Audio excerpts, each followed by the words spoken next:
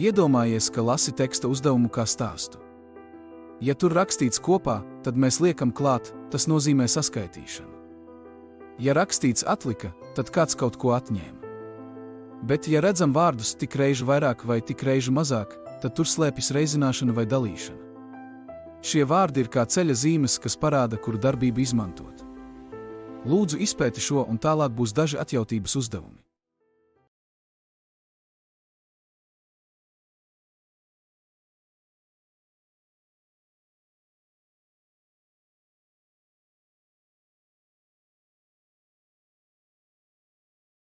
Tu noteikti esi pamanījis, ka daži skaitļi ir īpaši draudzīgi dalīšanai, tie dalās bez atlikuma. Ja skaitlis beidzas ar pāra ciparu, tas dalās ar 2. Ja pēdējais cipars ir 0 vai 5, tas dalās ar 5. Bet 3 un 9 ir vēl viltīgāki, tur vajag saskaitīt visus ciparus kopā. Un ja skaitļa ciparu summa dalās ar 3, tad arī pats skaitlis dalās ar 3.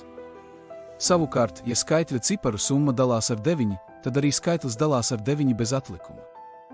Lūk piemēri, vispirms nosaki, vai dalās, tad veic aprēķinus un pārliecinies, bija man vai nebija taisnība. Nu ko, iepazinām divus ļoti noderīgus trikus. Pirmais, atslēgvārdi teksta uzdevumos rāda, kuru darbību izvēlēties. Otrais, dalāmības pazīmes palīdz saprast, vai skaitlis dalās ar 2, 3, 5 vai 9, pat neveicot dalīšanu. Tie ir kā slepenie matemātikas izceļi, kas padara uzdevumus daudz vieglākus.